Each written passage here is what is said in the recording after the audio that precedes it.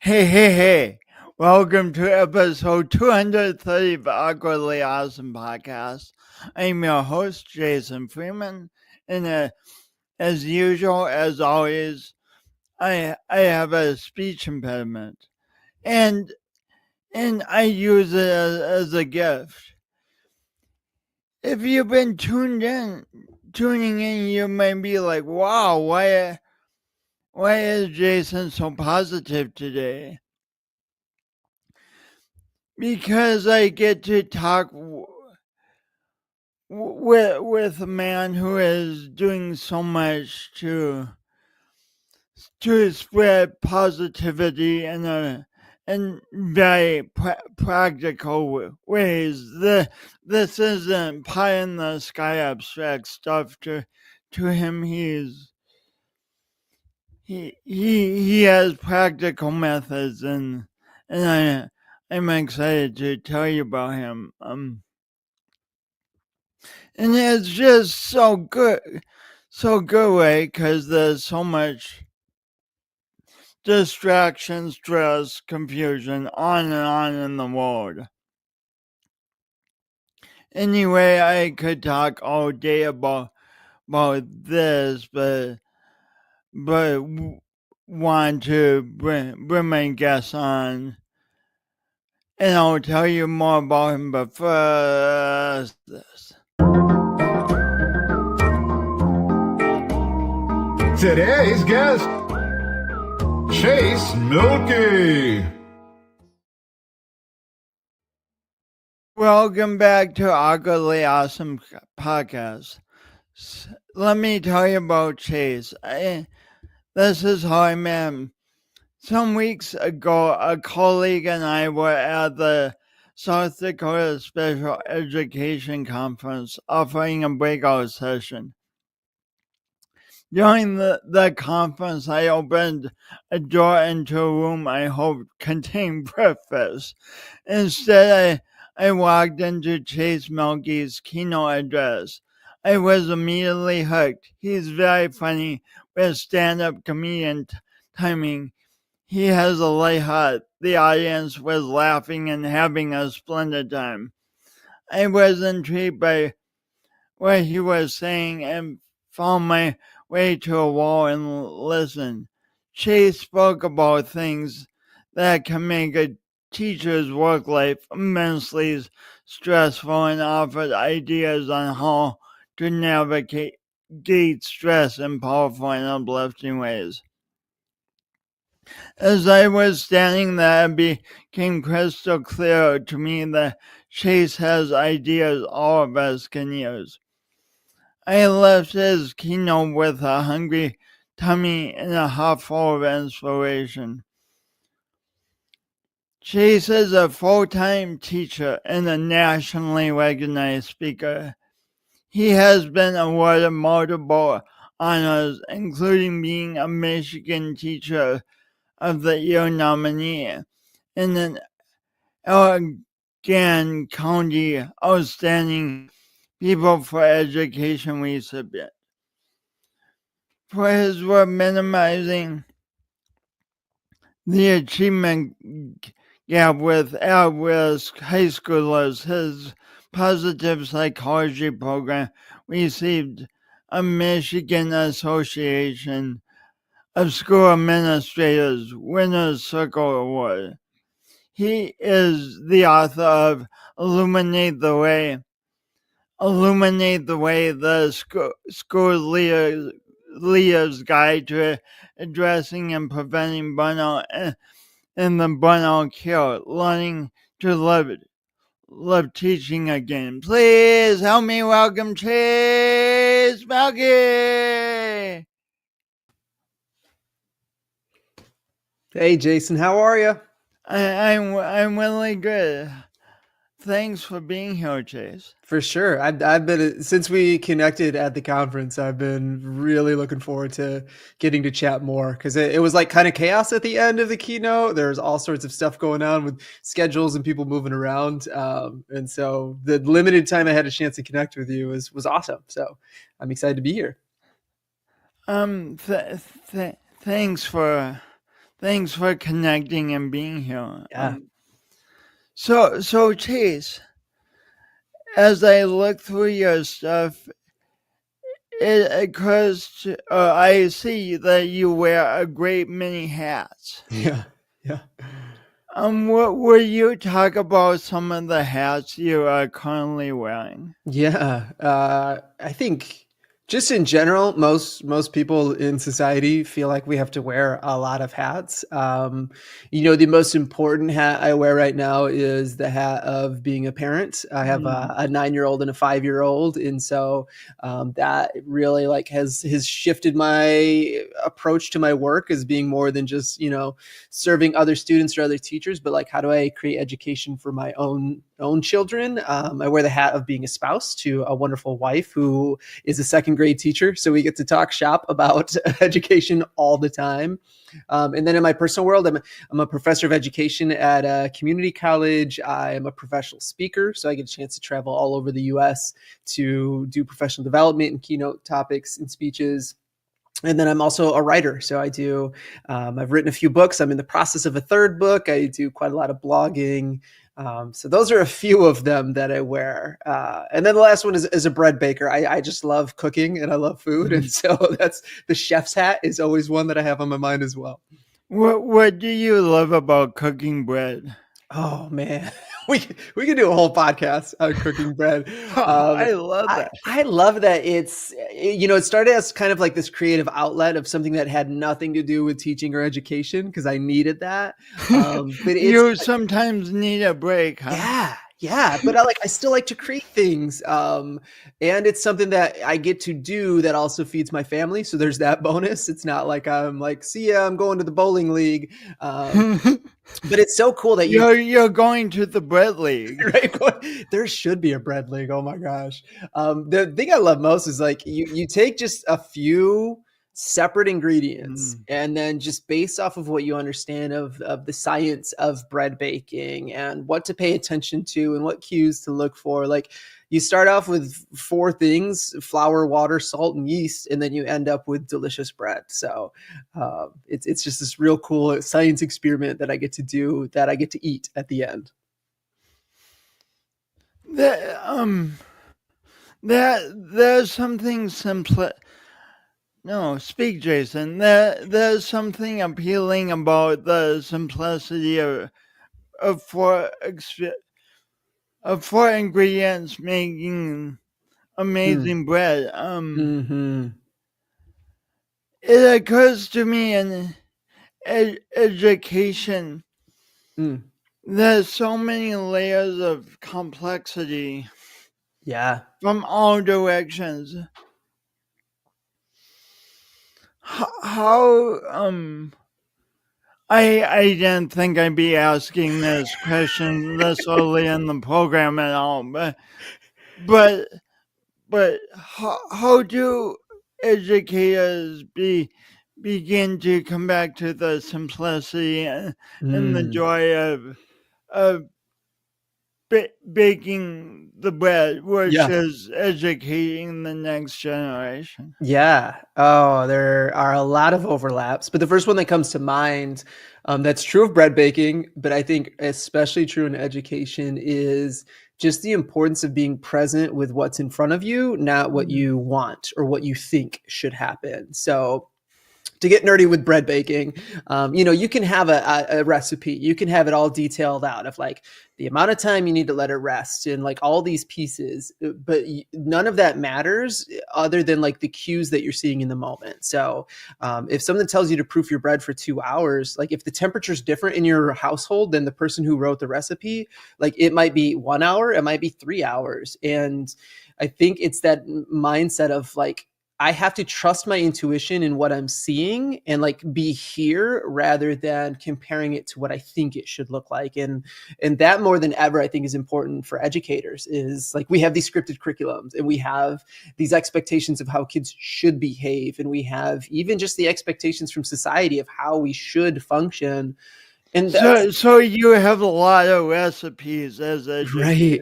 Yeah, and some of them are conflicting, and some of them, don't quite work as well with the ingredients you have in front of you. So teachers have to just figure out how to make it work. But if we're caught up in what we want it to look like, or we're caught up in that comparison piece, then like number one, we don't enjoy the process, and number two, the results aren't going to be as effective. And it's so hard as a teacher to stay present because you're always thinking of like, okay, what's my next question I'm going to ask? How am I going to close out this lesson?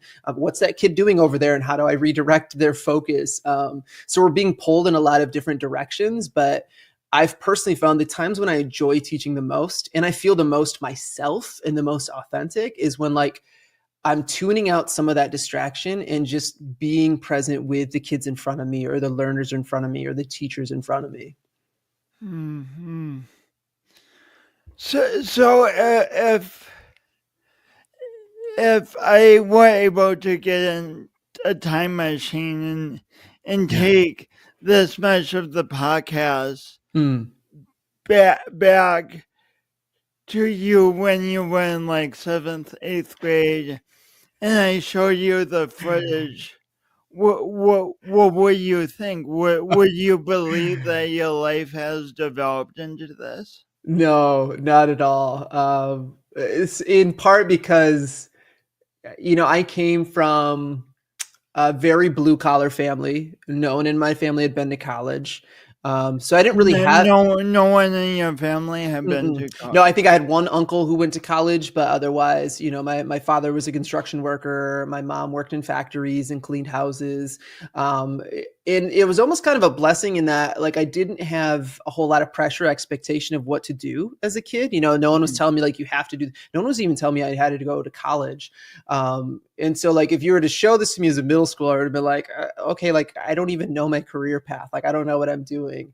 But especially, I would have had a hard time believing this because I was a bit of a mischief maker in school, especially middle school into high school, where my whole focus every day was like, how do I create as much like mischief and fun as possible? Like, I wasn't a great student. I skipped school all the time as a high schooler. I got kicked out of my Spanish class for being annoying to my teacher. Like, there are all these things that were just like not really what you would expect a future teacher to have as a background. But I talk about this in one of my keynotes, and I'm not sure if you saw this part. I talk about my former assistant principal named Pat Conroy.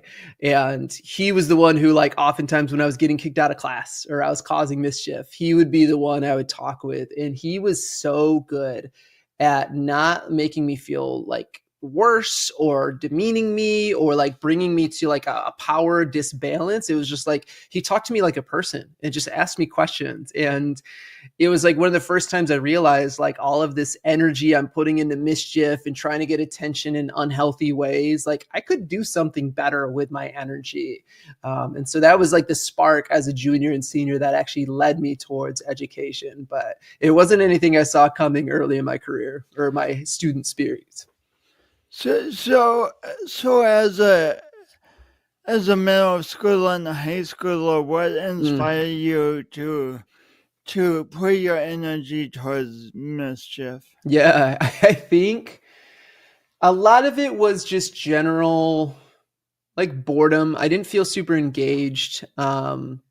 The other element though is that like, I didn't have the highest self-esteem. I don't know many middle or high schoolers that do.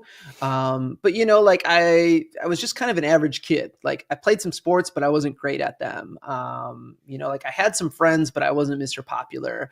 And so it was like I was trying to stand out. I wanted, like Mhm. almost every middle high schooler, like we want to fit in, but we also want to stand out. And I was just in that like disbalance of how do I get attention? Oh, here's a way I could crack some jokes at my teacher and try to make people laugh. Or this is challenging and I don't feel like doing this work. So I'm just literally going to get up and walk out of class right now. Um, like it, Your teachers must have loved oh, loved you. there are, a few of them understood me, but most of them probably couldn't stand me. But it really was this combination of like slight boredom, but also just like I didn't have a thing, I didn't have a drive. And so I was just trying to get attention.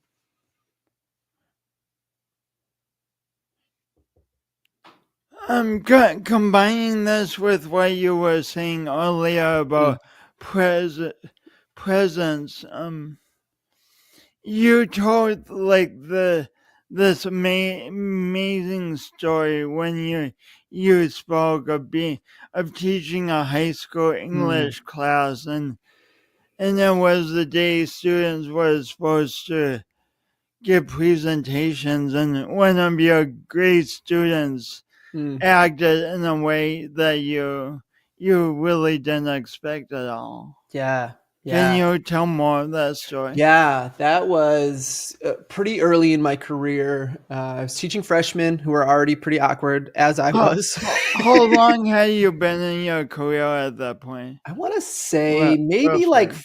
4 or 5 years is my Okay. hunch. Yeah, so, enough that, like, I kinda knew what I was doing, but not enough that I had a lot figured out, and students had to do, these poems. It was a poetry unit, and so they had to write and then recite out loud their own So poetry. you were teaching English at the Yep. time. Yep, so it was English language arts, and the assignment was, it's kinda like this introductory, like, see poetry as expression, see it just as, like, a way to communicate thoughts and feelings.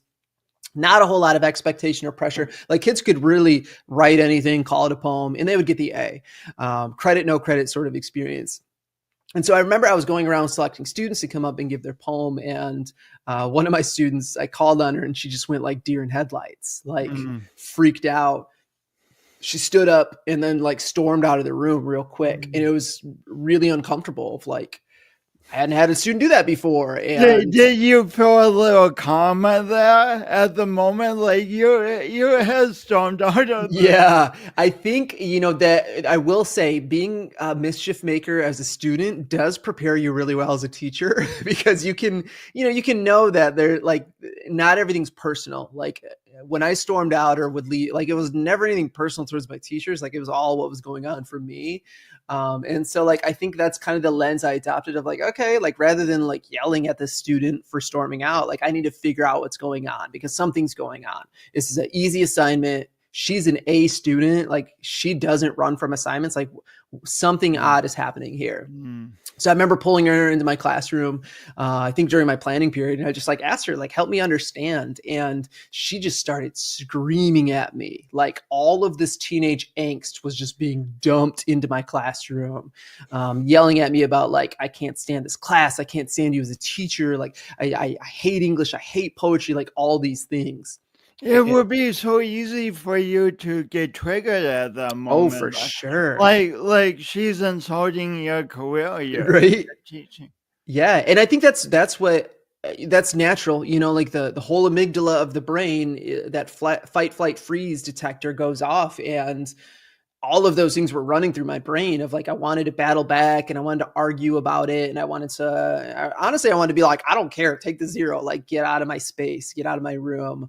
But I I do don't get paid enough for right, this. like I don't get paid enough to deal with this, which we've all thought before. But I remember it was almost like this little moment where I thought back of my assistant principal, Pat, and how many times he had just stayed calm when I was all worked up and angsty.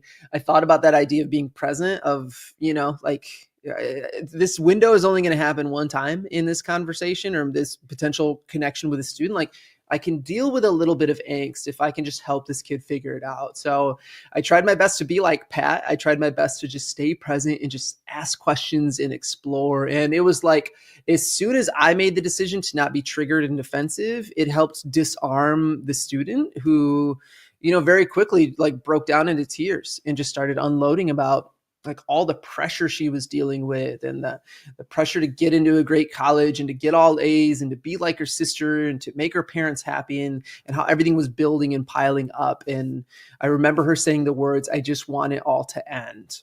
Mm. And anyone who's been in that situation, like you feel that shift in your gut when you're like we're not talking about poetry anymore. Like this has moved from talking about a classroom lesson to something deeper. And I remember asking her, have you hurt yourself or thought about hurting yourself? And that's when like floodgates opened and she just started sobbing in class. And it was but it was a learning. No one else was in the class, right? Nope. Yep. It was just she and I in this Okay. moment. And I was very thankful. I had been running a like peer leadership, peer listener program where like we talked and trained students of like what to look for potential like self-harm behaviors or suicidal ideation. And so like those things helped inform me of like, okay, there's something more significant going on here. And it was one of those pieces that I think back to all the time as a teacher, as a parent, as a human, of just knowing that everyone is dealing with stress and everyone is struggling on their own way, in their own path. But we have to be able to listen to each other, to like see each other, to sift through some of the behavioral baggage that shows up in order to get at the truth of what someone's experiencing. And I think about all the time of like, what would have happened if I listened to that voice that said, I don't get paid enough to deal with this, or listen to that voice that was like, take the 0, I don't care. But, or just you could have sent her to the principal's. Right. Yeah. Tried to punish it out of, like what a lot of teachers do. They feel personally affronted. They feel disrespected. And so they want to like give the consequence, and any one of those behaviors could have created a whole different path. But, I listened to her. We had a whole different conversation after she responded to my questions, and I walked right down with her to our amazing school counselors and started talking through like, what support do you need at school? How do we support you beyond? And I don't think any of those would have happened if I had been in that mindset of like, this isn't easy. Like, this isn't fun. This isn't what I got into the job for. Like, would I have seen this kid show up again sophomore year and then junior year and then senior year? Like, would I have watched her walk across the graduation stage? Like, those are the things that stick with me when I think about staying present, even in the difficult moments. Even in same presence, even in the difficult moments. And this brings up, describe some of the major stresses, the major challenges teachers often face on a daily basis. Yeah, there's a lot. Are there any, or is it just all this carefree life? I'm a teacher. Right. Some would make you believe that teachers just sit there and put on a movie and relax, but no teacher I know does that. There are lots of layers and levels, and that's kind of the bulk of the work I've done over the past 5 to 10 years has been understanding burnout specifically. Like, what are the causes?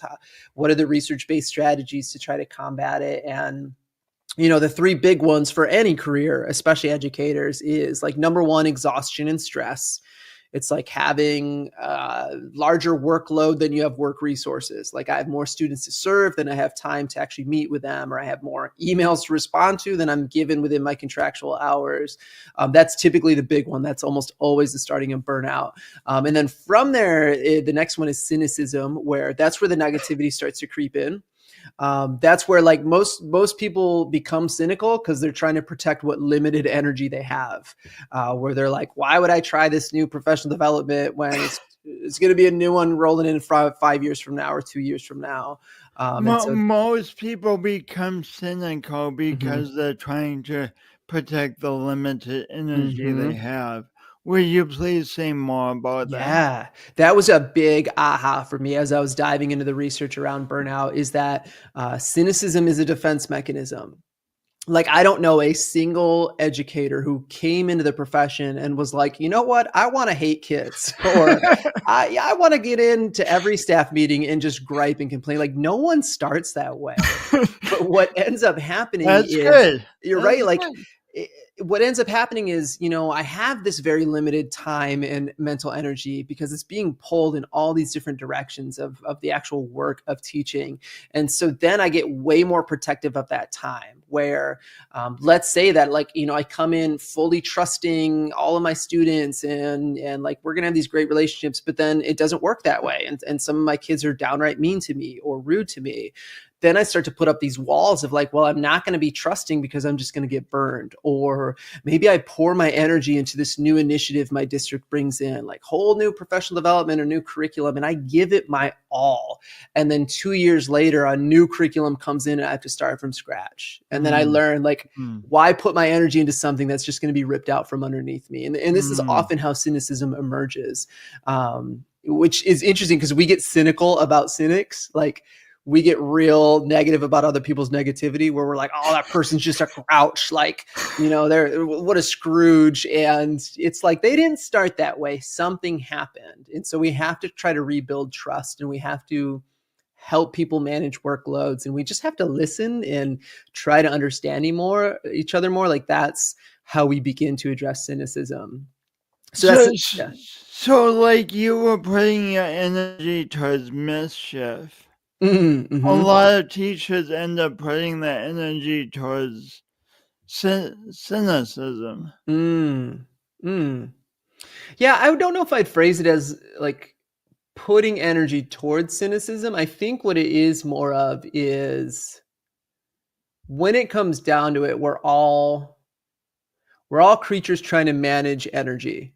And, every decision we make it's energy management. It's like, what limited physical resources I have, I need to put towards something.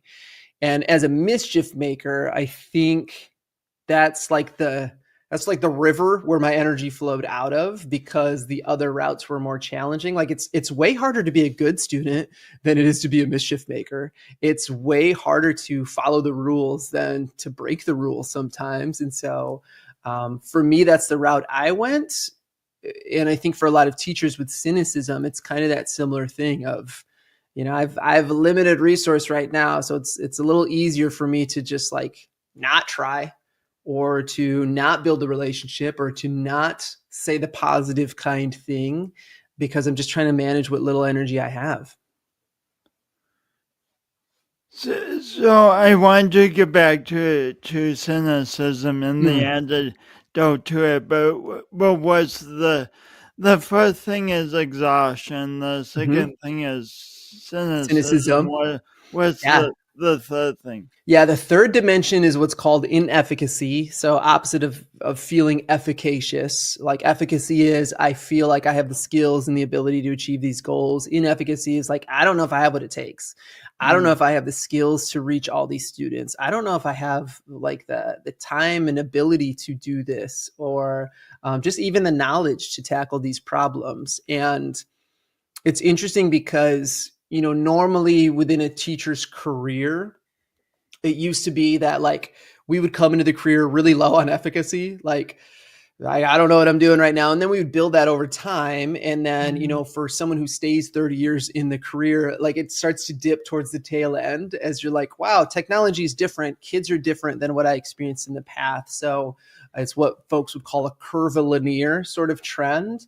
But I think like 2020, COVID closures and everything that's followed has like, it's challenged every teacher. Like, it doesn't really matter how long or how little you've been in the career. I think a lot of teachers are struggling with the shift in how students are coming into the classroom, and the shift of how societally, culturally, education is being supported or not. And just the change in technology and the change of like, what are we even preparing kids for? Like, a lot of teachers are struggling of knowing, like, am I making a difference or not? Or what will it take to make a difference? On your website, you have, where is it?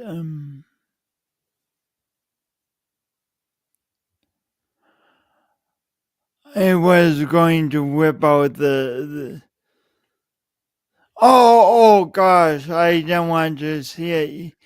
you have this alarming stat: 44% of educators are burned out, higher Mm. than any other profession. That just hurts. Mm. That hurts Mhm. my gut as I say that. Yeah. Yeah. 44%. What the what Yeah. the heck? Yeah, it is, I think, more challenging than ever, and I think, well, I know that the system as a whole isn't set up in a way that really supports educators. Like the amount of expectations and pressure and time and workload, and then you compare that to the actual like pay and opportunities for advancement, and it's really like, it shouldn't surprise anyone that teaching is among, if not the highest burnout profession out of all professions. And yet I would argue it is the most important profession for everything else. That, we don't get doctors and nurses and lawyers and law enforcement and effective electricians without people to educate and help inform and teach and train. So it's pretty alarming on a lot of levels. Is education really the basis Hmm. of a society? Yeah, for sure. And we don't treat it like that societally. I don't think we really empower and give the respect and prestige that teachers really deserve of all levels. And I'm not talking even just classroom teachers. I'm talking about paraprofessionals, and I'm talking about school social workers and counselors and school leaders who are even more burned out than teachers and have a higher workload and higher pressure. It's like it's all angles of how people are not supported in the way that they should be. So, yeah, I can see how it's easy to just turn a conversation like this into talking about negatives. Like, Mm, I mean, for the next half hour, there's plenty of negatives. right. I could ask you questions, and you could expound on the negatives, the Mm, unfairness, the overwhelm. But I know you're into antidotes. You're mhm. into viewing things in a new way to Yeah. empower people to move forward. So what are some of the antidotes to dealing with exhaustion? Yeah, for sure.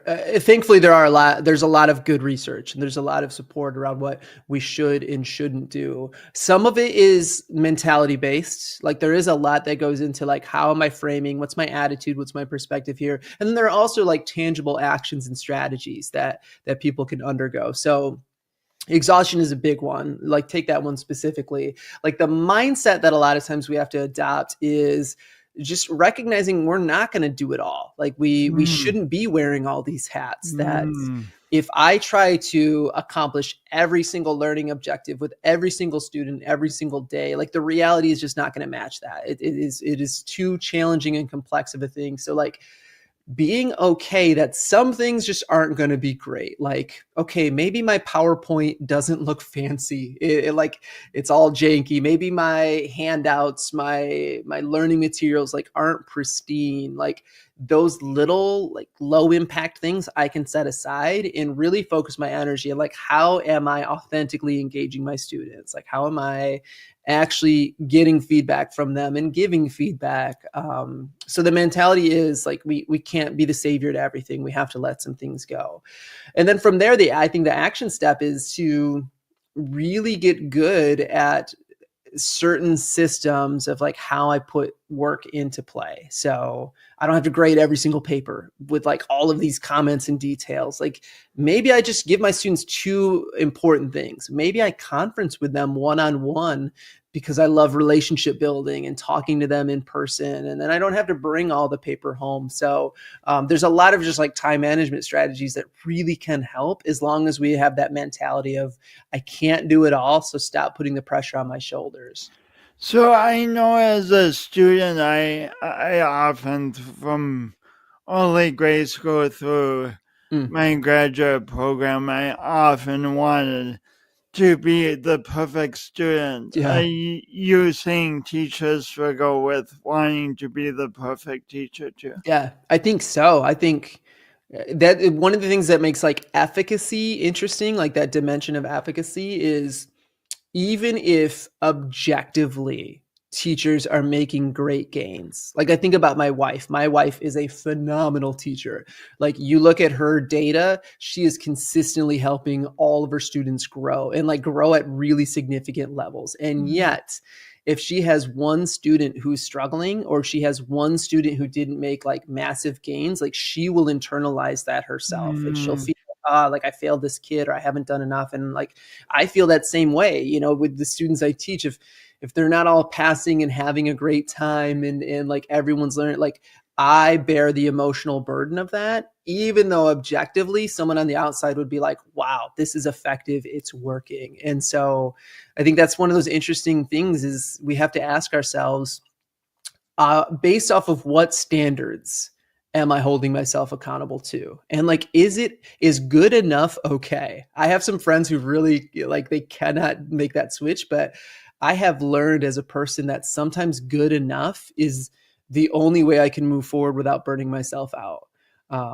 Because good enough is probably better than what many might experience. And if someone burns themselves out, Mm, there's not going to be any good enough. right? It's Yeah. just not going to be there at Yeah. all. Yeah, absolutely. Yeah, if all my energy goes in and I'm giving my all for, you know, August, September, October, but then by February I'm drained and grouchy and snapping at students, like I haven't really sustained myself because I've tried to do everything with perfection from the get-go. And you know, to your point, into the theme of a lot of what you talk about, like it is okay to be your imperfect best. Like it is 100%. Like we have to be in that mode of it's not going to be perfect, but I'm going to be authentic. I'm going to try. I'm going to make sure that I'm holding my own values. Like those pieces are really important.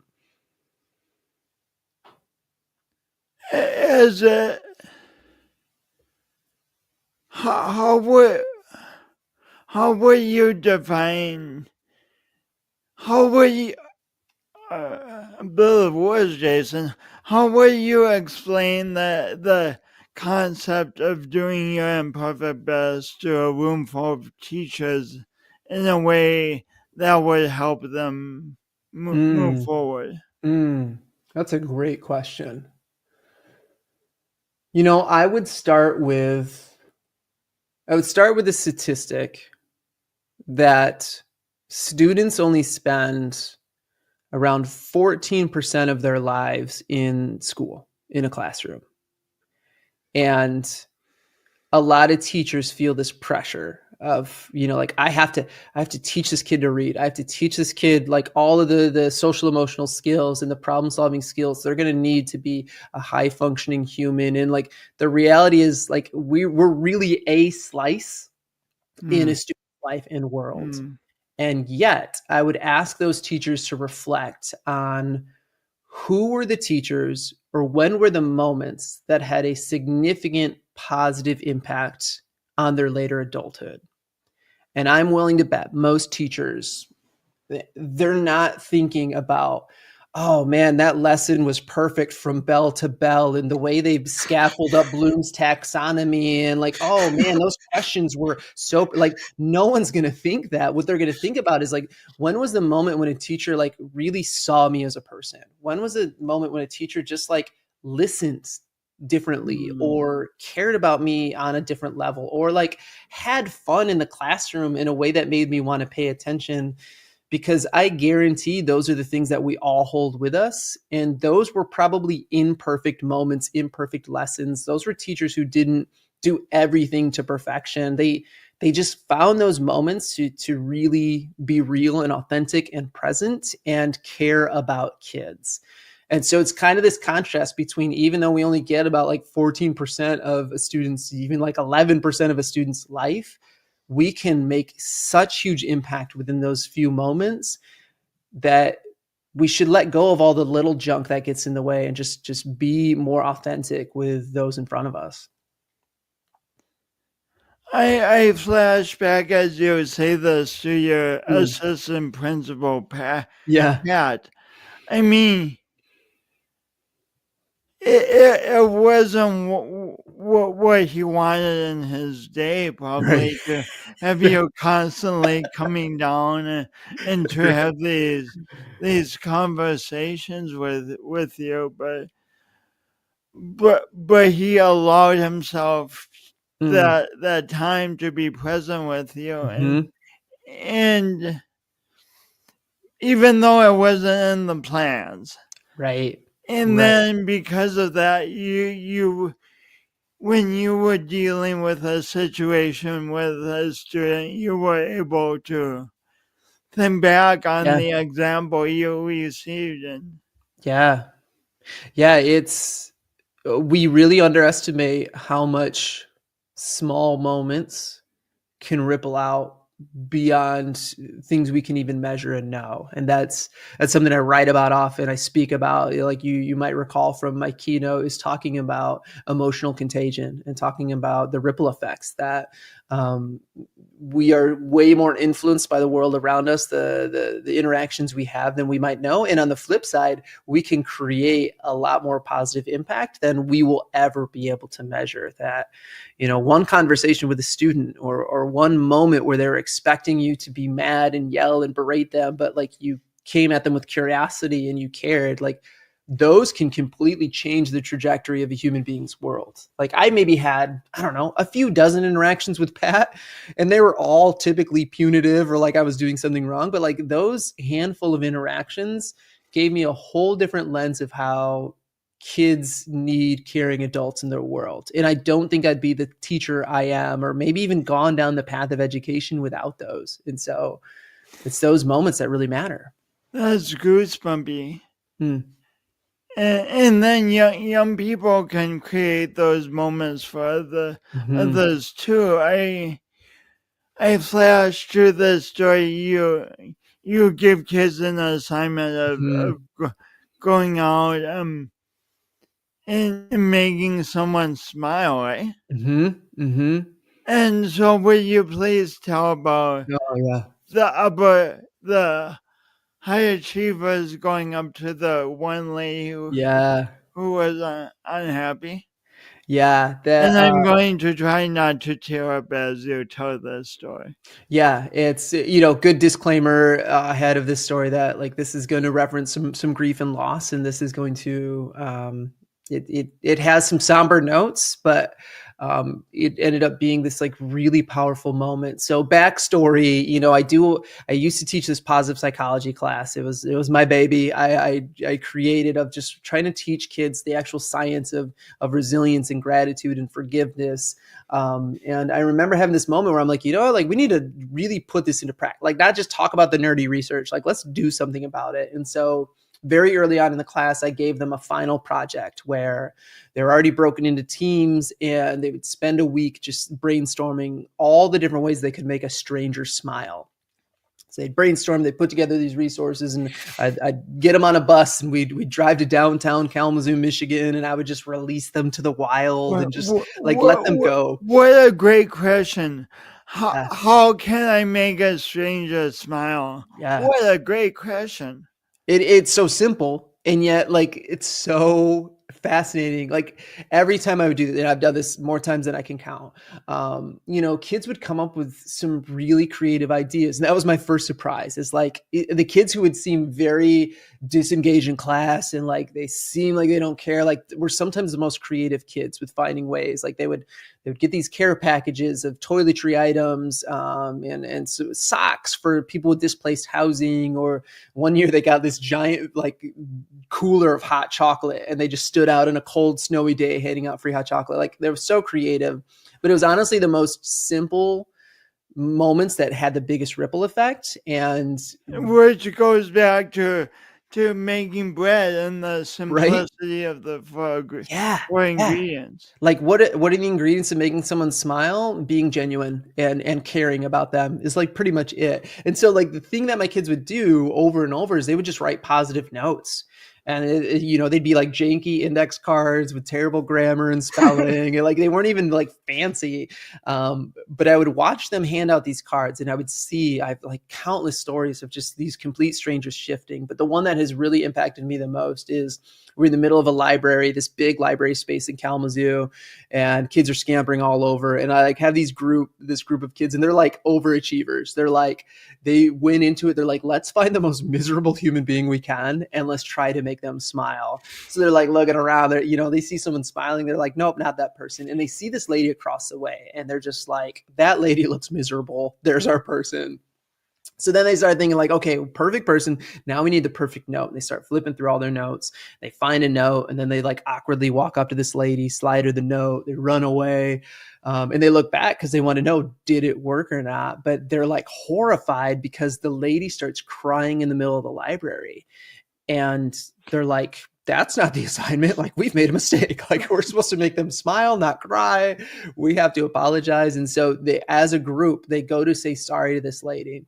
And as they go to say sorry to her, she like stands up and throws her arms out for a hug. And she just starts embracing my students who are complete strangers to her, and starts crying into their shoulders. And then she explains why she was so moved by this note. She tells my students that 1 month prior to this day receiving this note from them, that she had suffered a miscarriage. And all she could think about on this day was just the pain. What did I do to deserve this? Like, why did my child have to pass away? Like, why am I being punished? Like, these really, really challenging, dark thoughts. But she told my students that the note they handed her to her was like a sign from God to not give up. And I share this in my keynote. The thing that I marvel the most about the whole experience is that the note they handed her only said 4 words. It will get better. Like the 4 ingredients of bread. Right? It's amazing. Yeah. But it's 4 words on an index card. Will get better. Mm-hmm. And it rippled. One of my students came back from the field trip and was like, Mr. Mielke, like, never in my life have I felt like I had purpose until today, until this trip. And it's the piece that ripples back to me to so many of the things we've talked about on this recording. Is it's the simple moments. It is that note at the right moment from someone who truly cares, or it's the smile you see from a student or a teacher in the hallway, or that moment of support as a parent when you feel like you're struggling with your own child, of a teacher telling you like, hey, we're a team together. Like, we've got this. Like, those things aren't in the curriculum. They're not in the script. They're not in the contract. They're not any of the things that, you might go to a teacher prep course to learn, but they're probably the most important pieces, is those simple moments of presence and realizing that little impact can really carry a long way. Speaking of simple, will you please talk about the breath in terms of relaxation and Yeah. So after that conversation with Jenna, or the student, I should have named her earlier. She gave me permission to use her name. Jenna was a student who had the poem and had like a really rough time, and we got some support with. Like, I remember thinking about, like, how do I stay more present in these moments when my brain is activated and my amygdala is really trying to disconnect? And I have this concept, I call it finite framing. It's basically any mindfulness breathing practice, but it is learning the cues of how do I stay more present in my day-to-day life? Like, what are the moments when I normally want to space out? Or what are the moments when I normally want to disconnect? And how do I use that to just take like a slow, deep breath in and just be present with what was happening? And I remember that conversation with Jenna, my student, of like, before I said anything, just taking a slow, deep breath in and trying to like not be defensive and slowly relax and release. And I tell people all the time, like, deep breathing, you can't deep breathe your way out of every problem, but it's like probably a good starting point, before you overreact or before you disconnect, of just, you're literally calming down your autonomic nervous system. You're deactivating your amygdala, you're lowering your cortisol levels. And so I have to practice a lot. And I tell teachers all the time, like, we have to practice being more present in our lives. We should probably practice in the mundane moments so that we can be present in the insane moments. So as students be So walking in, you can practice being more present in the mundane moments, so you can be present in the insane moments. yeah, That's amazing. yeah. Please talk more about being present in the mundane moments. Yeah, I tell people, like, look for the moments where you either, like, your brain is rambling or ruminating. So I call these like rambling triggers. Rambling triggers are things like when you're washing your hands after using the restroom, like chances are you're spacing out about something else while you're doing it. Like, use that as a moment to just like breathe and be present and feel the sensation of the water.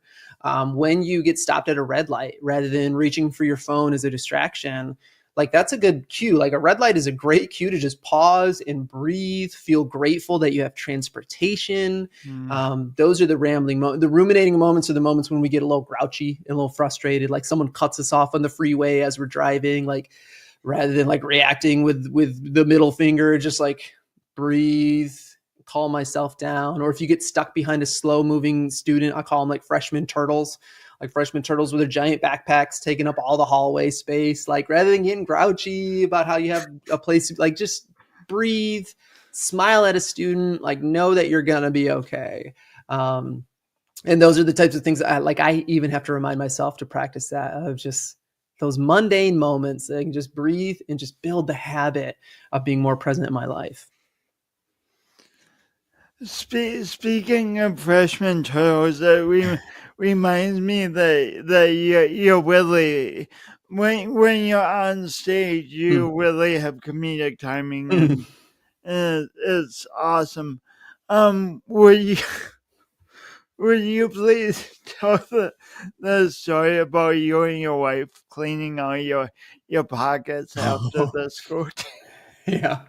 Oh man. So my wife's a second grade teacher, as I mentioned before, and I come from a secondary background, and I always marvel at second grade or any elementary teacher, because like most of their job is listening to kids tell stories that have no plot whatsoever. They're just like going on about all the different types of Pokemon, my wife is so patient. Like, it's one of the things I first admired about her, is how patient she can be. But there's also this side of my wife that most people don't know, which is that she loves true crime stories. So she watches all the murder TV shows and listens to all the murder podcasts. Like, I remember coming home from a speech once, and I asked her, like, what'd you do while I was gone? And she was like, oh, I started this new show called Why Women Kill. And I was like, in my mind, I'm like, oh my gosh, my wife might be a serial killer. Like, she might actually be a murderer. And so there's these two images of my wife, the very patient, loving, kind human being, but also the potential serial killer. And I remember one year, people are complex, There's so much diversity to a human being's life. There was a phase of our careers where we ended up getting back home at the exact same moment, even though my school let out like an hour earlier than hers. Like, we would get home, and the very first thing we would start doing is emptying our pockets of all the junk we had collected, like the paper clips and the pens and the pencils and the Post-it notes with to-do lists we never did. And I remember one time looking over at my wife, and she pulled out from her pocket a human tooth. And that was the moment where I was like, oh, she is a serial killer. Like, I'm about to get murdered. All of this was research, and I'm freaking out. And as I'm like in this mode of panic and confusion, like, why is she holding a human tooth? It finally clicked in, the memory that, well, she's a second grade teacher, and second graders always have loose, wiggly teeth. She's like a master extractor of these teeth. And then I finally realized, like, oh, it's in a little plastic bag with Susie's name on it. And my wife is freaking out at this point. She's like, oh no, Susie, like the tooth fairy, she's going to be so sad. But my next thought was, like, how weird is it that a teacher can bring home a human tooth? And when I tell this story, like, elementary teachers, they're just like nodding their head in the audience. They're like, yep, I've done that before. But all of this, I use this to kind of connect back to a larger topic that's relevant to us, which is it's not just the teeth we bring home with us or the paper clips or the pencils. Like, we carry, as educators, as caring adults, we carry so much of our days with us. And so I frame the question of asking people, are you an emotional hoarder? And that's a key question. Like, it's not just that we hoard the physical stuff that we bring home in our bags and our pockets. Like, we hoard all of the emotions of our day. Of a kid is grouchy and we carry that emotion with us, or a colleague is feeling stressed and we carry that with us, or a parent sends us a pretty snarky email and we bring that with us. And we have to be able to recognize that, like, not every emotion needs to come home with me, and not every emotion do I need to move forward with. Like, I can acknowledge my feelings, but I can also look to curate and source the ones that are the most helpful for me moving forward. Emotions like hope and forgiveness and self-confidence, and like there are countless that we could dive into. But what do you do when the negative emotion keeps popping up like a jack in the box, going, remember me, remember me, remember me? Yeah, part of it is not trying to stifle or ignore it, because there is really good research out there of, as soon as we try to suppress emotions, it can start to literally erode our immune system. It can increase our blood pressure and activate more cortisol. But being able to even just label an emotion, like give it a specific word, actually deactivates the amygdala and deactivates the sympathetic nervous system. So like, being able, and this is where breathing comes in, of like, okay, like I'm sitting there in my car at the end of a school day, I'm stuck at a red light, and I just take a breath and I realize my shoulders are hunched and my eyebrows are furrowed. And like, I use that breath and I just ask myself, like, what emotion am I feeling right now? And trying to take it as specific as possible. So not even just saying like, I'm stressed, like I go deeper. Like, am I angry because there are goals I have that are being blocked by someone else's choices? Like, is it anger I'm dealing with? Is it fear? Am I afraid that I'm not going to be able to reach the student in the same way I want to? Is it just care? Like, I'm stressed because I care. Like, I love and care about people so much that I'm harboring some of their emotions. Like, as soon as I can label that emotion, I start the process of what do I do next? Because suppressing it doesn't work, ignoring it doesn't work. We have to honor it, but then we have to ask ourselves, like, what am I going to do with this emotion next? And then if you decide, I want to let it go, I want to read it out, what do you do then? Yeah, there's one of my favorite pieces I talk about in like workshops and deeper professional development is looking at the process to progress ratio of whether like I'm talking or venting. Like, process mode is the like, let's sift through the emotion, let's figure it out, let's talk about it. Progress is like, what am I going to do next? And so for me personally, I either have to write, I have to journal, or I have to talk it out loud. And oftentimes, like with my wife, where it might look like I tell my wife, like, I'm super stressed right now about what's happening. I just want to talk it out for a little bit. And then like, I need your help reframing, like, how am I going to move forward? Or in journaling, like I'll literally set a timer 5 minutes and I'll just like angry journal about all the emotions. And then once that timer goes off, I set a new timer for 5 minutes and I start answering questions of like, as a result of this, I will, or because of this, I'm going to, or my next step is, and I just try to fill in the blanks. Because sometimes when we vent, like, all we do is kick up the dust. We don't actually move forward. We just sit in that cynicism. We need the hope and the steps to move forward in order to advance out of it. So we shouldn't fear emotions. Emotions are information to help us make decisions. So you're basically saying, and it's really tough, but honor both the process and the progress. Yeah. Instead of trying to do one or the other. Right. And some of us go progress mode too quick. Like, many of us, I had to learn this, that a lot of times my wife would come home and she would want to process things, but I would want to go progress mode as a spouse. I'd want to be like, oh, have you thought about, well, you should try. And she's like, I don't need that right now. Like, stop talking. I just need to vent it out. So having both of those is super important. It's not skimping on either of them. So for listeners, just think about like when I am in a deep emotion, am I too much process? Do I need progress or vice versa? That's really helpful. Mm. So I could talk to you for another 5 hours, Likewise. but you have a busy life. We both do. Mm. But what's the last thing you would like to leave the audience with to give them hope during this complex, Yeah. turbulent time and being human? Yeah.